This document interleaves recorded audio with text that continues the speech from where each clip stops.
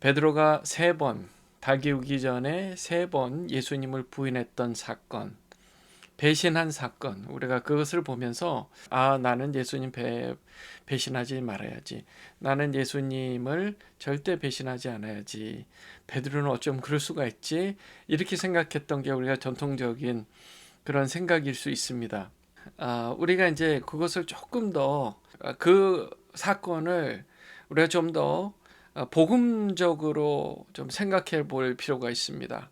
그게 뭐냐면 베드로의 모습에서 우리의 모습을 보는 거예요. 절대 그런 상황이 되면 예수님을 배신 안 할 것이다 라고 다짐은 하고 있지만 사실 일상에서 나는 예수님을 배신하고 있는 그런 상황들이 나도 모르게 벌어지고 있다는 사실, 우리가 그것을 좀 살펴볼 필요가 있어요. 그래서 결론부터 얘기하면요, 베드로가 예수님을 세 번 부인한 사건, 예수님을 배신한 사건을 보면서 우리가 뭘 해야 되냐면요, 나의 모습을 보고 그런 나를 보며 애통해 하는 겁니다. 애통해 하는 거예요. 예수님께서 산상수훈에서 애통해 하는 자는 복이 있다. 그들이 위로함을 받을 것이다. 그렇게 우리가 예수님의 말씀으로 교훈을 받았어요. 베드로도 예수님을 그렇게 부인하고 나서 밤새 애통해 했습니다. 통곡하며 애통해 했어요. 우리의 마음이 그래야 돼요. 주님, 저는요 예수님 없이는 안 됩니다. 제 스스로 진짜 믿음 좋은 사람이 되려고 노력은 하지만 여전히 부족하다는 걸 잘 압니다.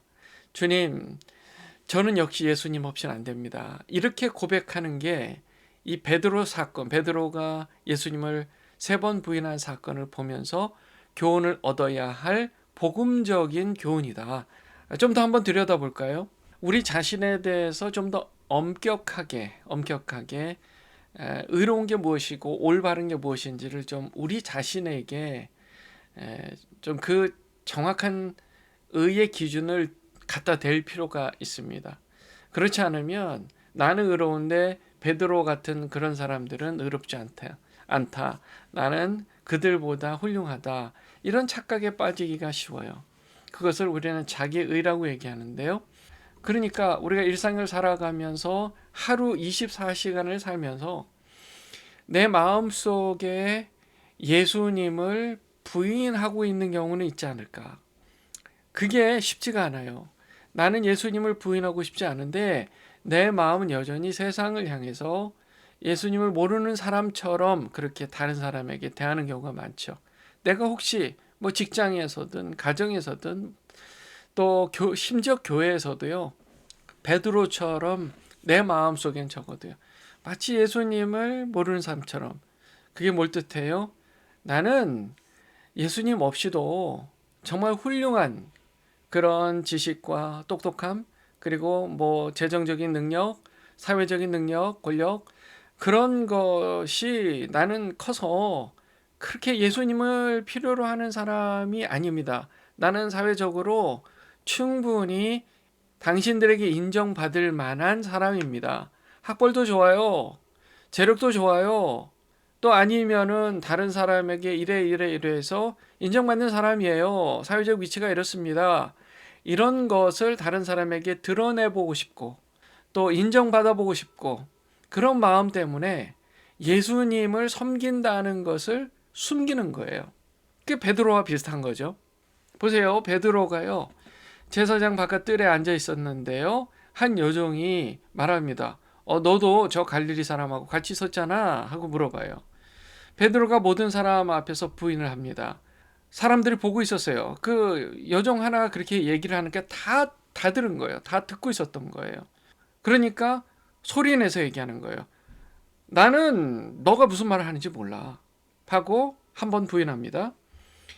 그래서 앞문까지 나아가며 다른 여종이 그를 보고, 그러니까 움직인 거죠. 그 얘기를 하고 자리를 피했어요. 그랬더니요, 다른 여종이 그를 보고 거기 있는 사람들에게 이번에 말합니다. 이보쇼, 이 사람 나사렛 예수와 함께 있었던 사람이잖아 하고 얘기를 하는 거예요. 베드로가 이번에는 맹세합니다. 또 부인합니다. 이렇게 얘기해요. 그 사람 나는 알지 못해 라고 주장하죠. 그리고 조금 후에 그 곁에 섰던 사람이 나와서 또 한 번 증언을 해요. 베드로에게. 너도 진실로 그 도당이야. 저 예수랑 같이 있었던 그 패거리잖아. 네 말소리가 너를 표명한다. 내가 그 목소리 알아. 하고 얘기를 하는 거예요. 내가 그 목소리 알지. 그가 요번에는 예수님을 저주하며 맹세합니다. 나는 그 사람을 알지 못한다. 라고 하고 나니까 바로 닭이 울었어요. 그때 베드로가 그 닭의 울음소리와 함께 예수님께서 말씀하셨던 그 말씀이 기억나는 거예요. 예수님께서 뭐라 하셨어요? 닭 울기 전에 네가 3번 나를 부인하리라. 이 말씀을 생각하는 순간 베드로가 마음이 무너졌어요. 왜요? 배신하고 있었던 그 마음속에 예수님을 배신하고 있었던 마음을 스스로 들여다본 거예요. 우리가 마음속에 있는 생각들은요, 들여다보기 전까지는 그 마음속에 있는 것을 잘 인정하지 않는 경우가 많아요. 그게 뭐든 간에요. 그런데 그 마음속에 있는 것을 실제로 들여다보는 기회들이 있단 말이에요. 자이든 타이든 그런 일들이 있어요. 그랬을 때의 현실적인 타격감이 팍 오면서 내가 그랬었구나. 내 마음속에 이런 마음이 있었구나. 내가 예수님을 부인하고 있었구나. 라는 현타가 탁 오면서요. 나 스스로에게 실망, 절망감이 느껴지는 겁니다. 바로 이때가 예수님 앞에 애통하며 통곡할 때예요. 베드로가 그때 그 생각이 나면서 밖에 나가서 심히 통곡했어요. 심히 통곡했습니다. 그때가 바로 심령이 가난해지는 순간이에요. 그때가 나 자신을 있는 그대로 주님 앞에 가져갈 수 있는 회개 순간이에요. 그때가 바로 영적으로 부흥이 일어나는 순간이에요. 그때가 바로 성령으로 충만해지는 기회입니다. 현타가 왔을 때 나의 부족함, 하나님 앞에 부끄러운 것이 현타로 느껴졌을 때 그때 십자가 앞에 나가서 자복하고 회개하며 눈물 흘리며 통곡해 보세요. 바로 그때가 영적으로 완전히 성령 충만해지는 순간이라는 사실이에요. 우리는 어떻게 해요? 보통 어떻게 해서든 나의 부족함, 하나님 앞에 정말 부끄러운 마음들을 감추고 옆으로 치우고 불편한 마음 치우고 하나님 저 잘하고 있죠? 저 충분하죠? 이런 느낌으로 신앙생활을 계속 이어가기는 원하잖아요. 근데 그게 항상 좋은 것은 아니에요. 그게 힘을 주고 격려도 주고 그 힘을 내서 내가 하나님의 일들을 감당할 수 있지만 동시에 항상 그러고만 있으면요. 자기의 의에 빠져서 그냥 베드로와 같이 예수님을 부인하며 사는 사람으로 점점 변해가는 거예요. 우리가 한 번씩은 주님 앞에 십자가 앞에 나아가서 나 스스로가 그런 현타를 주는 그런 현실적인 사건이 없다 할지라도 정말 매일 가능하다면 매일 주님 앞에 무릎 꿇고 주여 제 마음속에 하나님을 배신하는 마음, 예수님을 부정하는 마음이 혹시 있습니까? 주님 애통합니다. 용서해 주세요. 그렇게 해서 예수님께서 말씀하신 애통하는 자는 복이 있나니 천국이 저희 것이다. 그가 위로를 받을 것이다.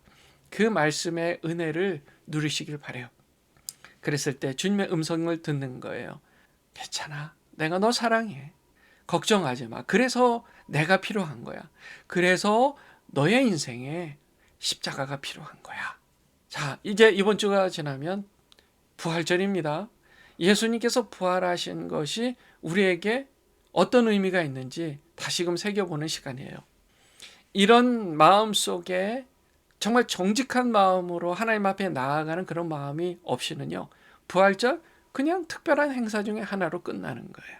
그러지 마시고 주님 앞에 솔직하게 정직하게 하나님 저 오늘도 하나님 앞에 배신하는 마음 가졌어요. 이런 생각 저런 생각하면서 하나님 싫어하는 생각들 가졌어요. 세상 욕심 가졌어요. 탐욕을 느꼈어요. 하나님 제가 주님보다는 다른 것을 더 사랑해요. 주님 용서해 주세요. 전 역시 예수님 없이는 안 되는 정말 구제불능이에요. 주님, 그래도 저 사랑하시죠? 그래서 저를 위해서 십자가에 못 박혀 죽으셨죠? 부활하심으로 저에게 영생의 소망을 주셨죠? 주님 감사합니다. 이렇게 기도하심으로 부활절을 준비하시기를 주님의 이름으로 축원합니다. 기도하겠습니다.